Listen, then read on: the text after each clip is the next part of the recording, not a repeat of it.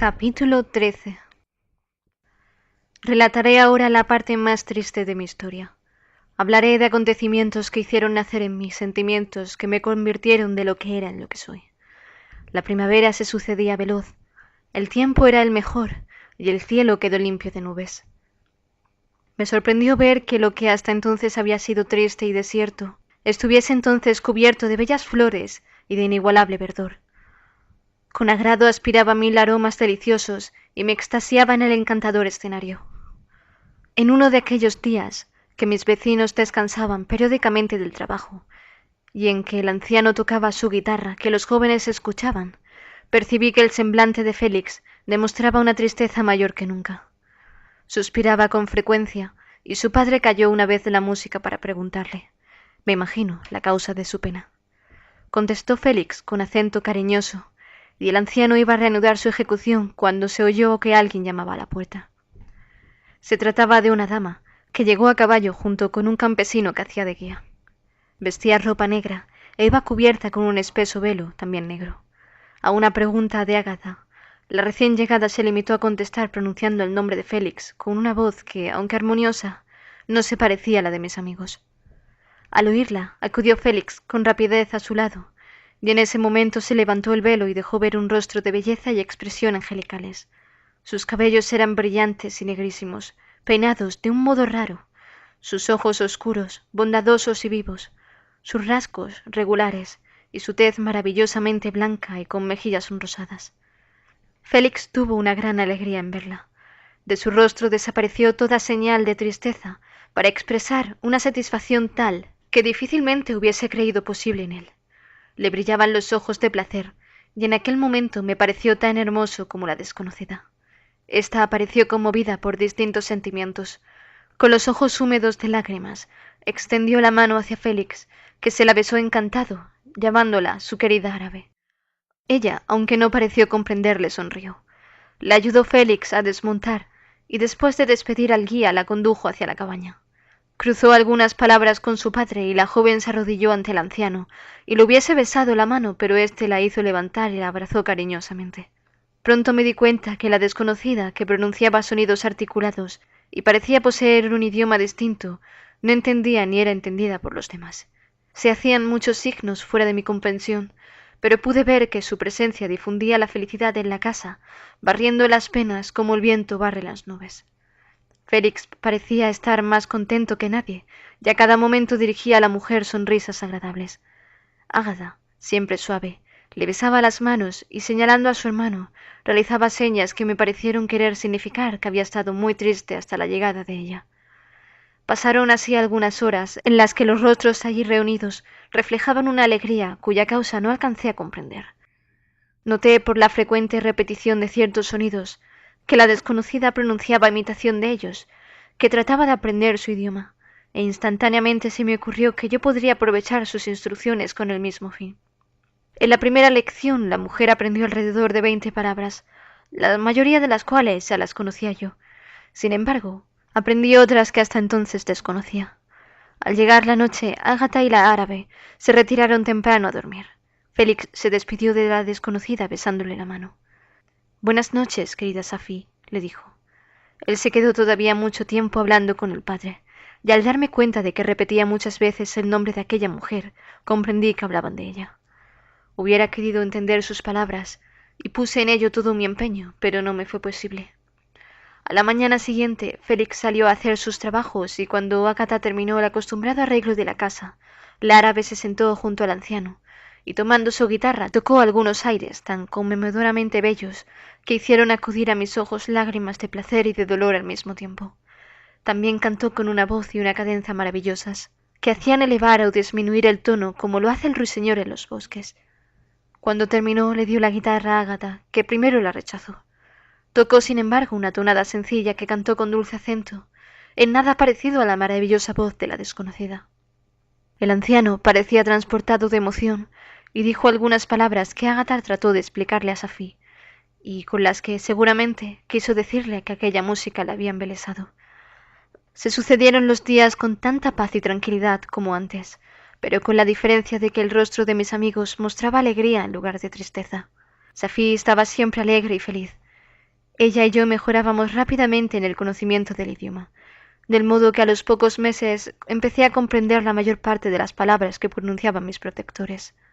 Entretanto, la tierra había quedado igualmente cubierta de pastos, y los campos de hierba sembrados de innumerables flores, agradables para el olfato y para la vista, estrellas radiantes en medio de los bosques. El sol era más fuerte y las noches claras y perfumadas, de modo que mis paseos nocturnos me resultaban un placer, aunque se vieron considerablemente abreviados por lo tarde que se ocultaba el sol y lo temprano que salía, porque nunca me atreví a salir a la luz del día, por el miedo a sufrir un trato igual al recibido en mi primera visita a una aldea. Pasaba los días siguiendo atentamente las lecciones sobre conversación, para alcanzar a dominarla con la mayor rapidez posible, y puedo alardear de haber adelantado más deprisa que el árabe, que apenas comprendía lo que se le hablaba, y que lo hacía con acento quebrado, en tanto que yo comprendí y llegué a imitar pronto casi todos los sonidos que se pronunciaban. Al mismo tiempo que adelantaba en el uso de la palabra, aprendí también la escritura, que se le enseñaba a la extranjera. Aquello me dio abundantes motivos para maravillarme y asombrarme. El libro con que Félix enseñaba a Safí era la ruina de los imperios de Volney.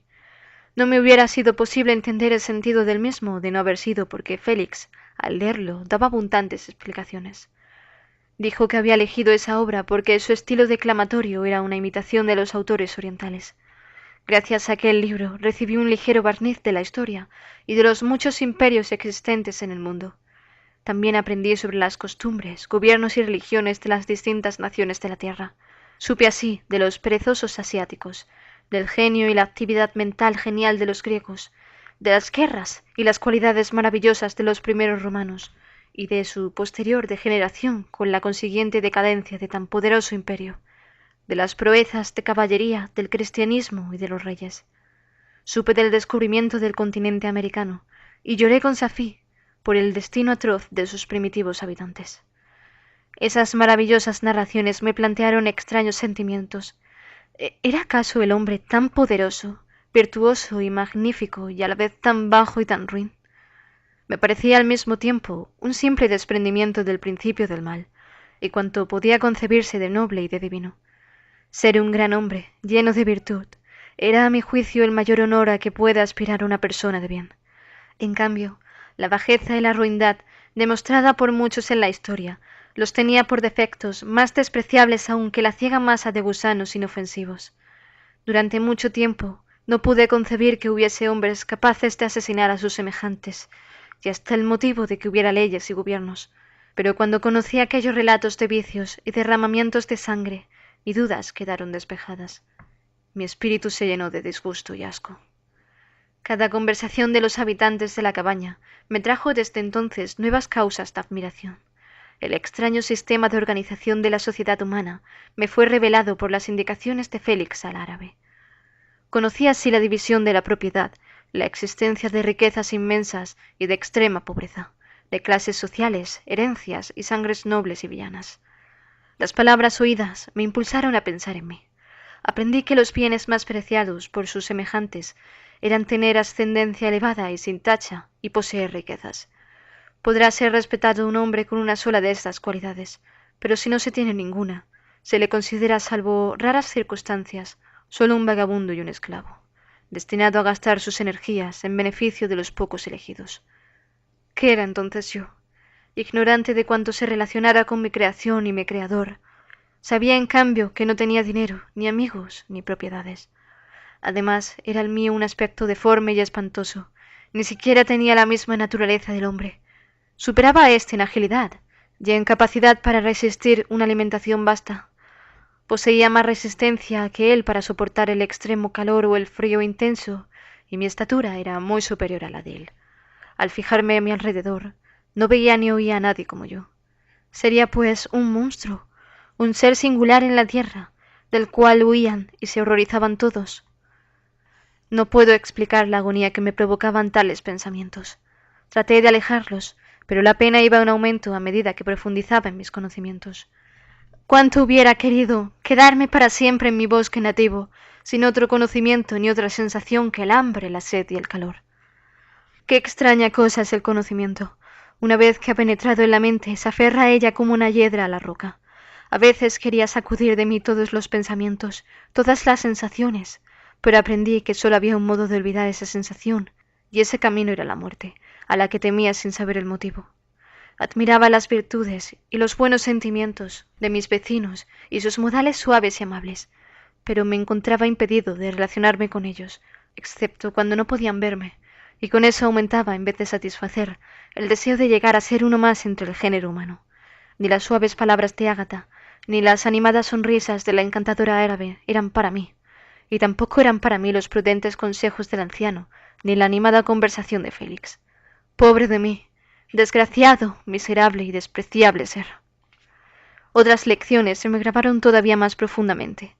Aprendí de la diferencia entre los sexos y el nacimiento y el crecimiento de los niños, cómo encantan a los padres las sonrisas de sus hijos menores y la animada charla de los mayores, cómo las madres dedican vida y cuidados a tan preciosa carga, cómo la mente infantil va profundizándose y aumentando su saber.